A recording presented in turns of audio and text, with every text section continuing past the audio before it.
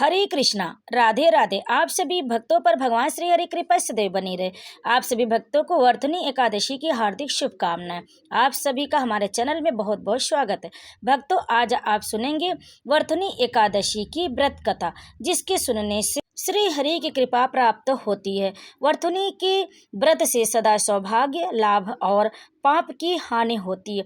यह समस्त लोगों को भोग और मोक्ष प्रदान करने वाली है। वर्तनी के ही व्रत से मंधाता और धुंधुमार आदि अन्य अनेक राजा स्वर्गलोक को प्राप्त हुए। बैसाख मास के कृष्ण पक्ष में किस नाम की एकादशी होती है? इस साल वर्तनी एकादशी 13 अप्रैल को रखी जाएगी। भगवान श्री कृष्ण ने कहा कि हे राजन, बैसाख कृष्ण पक्ष की वर्तनी एकादशी के नाम से प्रसिद्ध है। यह इस लोक और परलोक में भी सौभाग्य प्रदान करने वाली है। वर्तनी के व्रत से सदा सौभाग्य, लाभ और पाप की हानि होती है। यह समस्त लोगों को भोग और मोक्ष प्रदान करने वाली है। वर्तनी के ही व्रत से मानधाता और धुंधुमार आदि अन्य अनेक राजा स्वर्गलोक को प्राप्त हुए।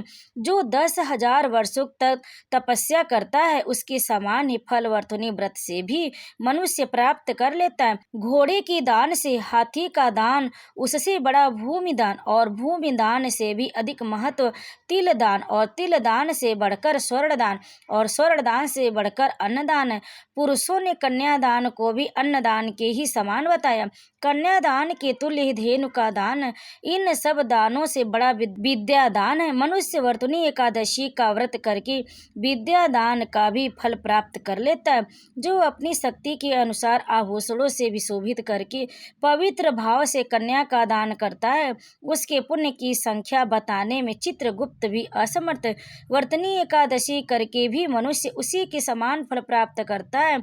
इस व्रत में कुछ चीजों का त्याग करना चाहिए। इस विधि से वर्तनी एकादशी की जाती है। रात को जागरण करके जो भगवान मधुसूदन का पूजन करते हैं, वे सब पापों से मुक्त परम गति को प्राप्त होते। अतः पाप भीरु मनुष्यों को पूर्ण प्रयत्न करके इस एकादशी का व्रत करना चाहिए। यमराज से डरने वाला मनुष्य अवश्य वर्तनी का व्रत करे। इसकी कथा पढ़ने और सुनने से सहस्त्र गोदान का फल मिलता है और मनुष्य सब पापों से मुक्त होकर विष्णु लोक में प्रतिष्ठित होता है।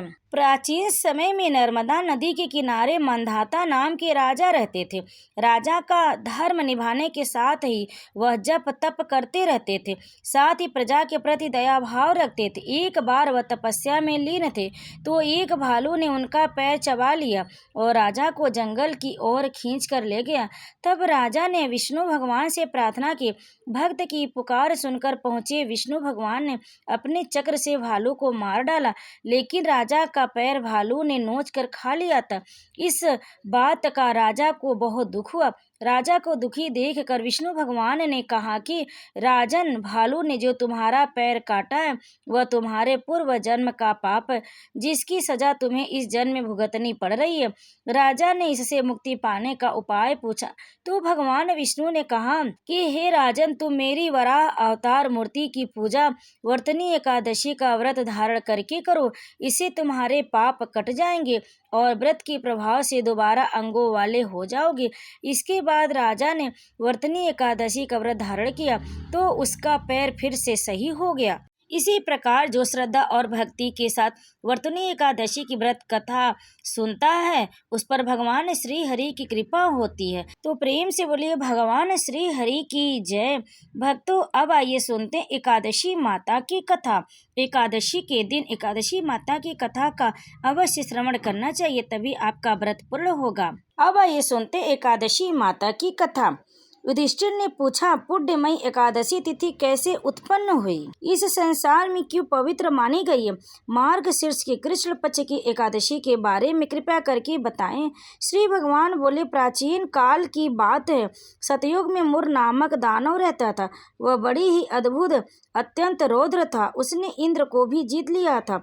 संपूर्ण देवता उसे परास्त होकर स्वर्ग से निकाले जा चुके थे और शंकित तथा भयभीत होकर पृथ्वी पर विचर रहा रहा था। एक दिन सब देवता महादेव जी के पास गए, बोले कि हे कैलाशपति, मूर दैत्य से भयभीत होकर हम देवता मृत्युलोक में फिर रहे। तब भगवान शिव ने कहा, हे देवताओं, तीनों लोकों के स्वामी, भक्तों के दुखों का नाश करने वाले भगवान विष्णु की शरण में जाओ। भगवान श्री कृष्ण कहते हैं, युधिष्ठिर, महादेव जी की बात सुनकर परम बुद्धिमान देवराज इंद्र संपूर्ण देवताओं के साथ वहां गए। भगवान श्री हरि क्षीर सागर के जल में सो रहे थे। इंद्र ने हाथ जोड़कर स्तुति आरंभ की। इंद्र बोले, देवता और दानव दोनों ही आपकी वंदना करते। पुंडरीकाक्ष संपूर्ण देवता मुर नामक दानों से भयभीत होकर आपकी शरण में आए हैं। इंद्र की बात सुनकर भगवान विष्णु बोले, देवराज, जिसने सब देवताओं को जीत लिया उसका नाम क्या है, उसमें कितना बल है और किसके आश्रय में है तथा उसका स्थान कहाँ है, यह सब मुझसे कहो। यह सुनकर इंद्र बोले, भगवान इंद्र बोले, देवेश्वर, पूर्व काल में ब्रह्मा जी के वंश में ताल जड़ु नामक एक महान असुर उत्पन्न हुआ था, जो बहुत भयंकर था। उसका पुत्र मूर दानव के नाम से विख्यात हुआ। चंद्रावती नाम से प्रसिद्ध एक नगरी है, उसी में स्थान बनाकर वह निवास करता है। इसकी वजह से सभी देवता स्वर्गलोक से बाहर आ गए। इंद्र ने बताया कि उसने किसी और इंद्र को स्वर्ग के सिंहासन पर बैठाया है। अग्नि, चंद्रमा, सूर्य, वायु तथा वरुण भी उसने दूसरे ही बनाए। देवताओं को तो उसने हर जगह से वर्जित कर दिया। इंद्र का कथन सुनकर भगवान जनार्दन को बड़ा क्रोध हुआ। यह वचन सुनकर भगवान ने कहा, हे देवताओं, मैं शीघ्र ही उसका संहार करूंगा, तुम चंद्रावती नगरी जाओ। श्री विष्णु ने अपने दिव्य बाणों से सामने आए दानवों को मारना शुरू किया। श्री विष्णु ने दैत्य सेना पर चक्र का प्रहार किया। उससे छिन्न भिन्न होकर सैकड़ों योद्धा काल के मुख में चले गए। केवल मुर बचा था और वह भगवान के साथ युद्ध करता रहा। भगवान जो भी तीक्ष्ण बाण चलाते वह उसके लिए पुष्प सिद्ध होता। उसका शरीर छिन्न भिन्न हो गया, लेकिन वह लगातार युद्ध करता रहा। दोनों के बीच मल्ल युद्ध भी हुआ। 10,000 वर्ष तक उनका युद्ध चलता रहा, लेकिन मुर नहीं हारा। थक कर भगवान भद्र का आश्रम चले गए। वहाँ हेमवती नामक सुंदर गुफा थी। उसमें विश्राम करने के लिए भगवान उसके अंदर प्रवेश कर गए। यह गुफा 12 योजन लंबी थी और उसका एक ही द्वार था। विष्णु भगवान वहाँ योग निद्रा की गोद में सो गए। उस गुफा में एक ही दरवाजा था।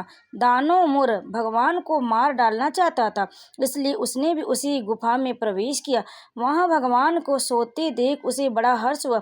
उसने भगवान को मारना चाहा, लेकिन तभी भगवान के शरीर से कांतिमय रूप वाली देवी प्रकट हुई, जो दिव्य अस्त्र शस्त्रों से युक्त थी। देवी ने राक्षस मुर को ललकारा, युद्ध किया और उसे तत्काल मौत के घाट उतार दिया। श्री हरि जब योग निद्रा की गोद से उठे तो सब बातों को जानकर उस देवी से कहा कि आपका जन्म एकादशी के दिन हुआ। कन्या बोली, स्वामी, आपके ही प्रसाद से मैंने इस महादैत्य का वध किया है। श्री भगवान ने कहा, कल्याणी, तुम्हारे इस कर्म से तीनों लोकों के मुनि और देवता आनंदित हुए हैं, अतः मुझसे कोई वर मांगो। देव दुर्लभ होने पर भी वह वर मैं तुम्हें दूंगा, इसमें तनिक भी संदेह नहीं है। वह कन्या साक्षात एकादशी थी। उसने कहा, अगर आप प्रसन्न हैं तो मैं आपको कृपा से सब तीर्थों में मैं प्रधान, समस्त विघ्नों का नाश करने वाली तथा सब प्रकार की सिद्धि देने वाली देवी हो जाऊं। जनार्दन, जो लोग आप में भक्ति रखते हुए मेरे दिन को उपवास करेंगे उन्हें सब प्रकार की सिद्धि प्राप्त हो जाए। जो लोग उपवास, नक्त अथवा एक भुक्त करके मेरे व्रत का पालन करें उन्हें आप धन, धर्म और मोक्ष प्रदान कीजिए। भगवान बोले, जैसा तुमने कहा वैसा ही होगा। तो प्रेम से बोलिए एकादशी माता की जय। भक्तों, इस कथा को अंत तक श्रवण करने के लिए आप सभी भक्तों का बहुत बहुत धन्यवाद। आप सभी भक्तों को वर्तनी एकादशी की हार्दिक शुभकामनाएं। आप सभी भक्तों पर भगवान विष्णु, माता लक्ष्मी कृपा सदैव बनी रहे। अगर आपको हमारी ये कथा पसंद है तो वीडियो को लाइक जरूर करें, शेयर करें और कमेंट में जय श्री हरि लिखकर हमारे चैनल को सब्सक्राइब जरूर कर लें। आप सभी भक्तों पर भगवान श्री हरि कृपा सदैव बनी रहे। प्रेम से बोलिए ओम नमो भगवती वासुदेवाय। लक्ष्मी नारायण की जय।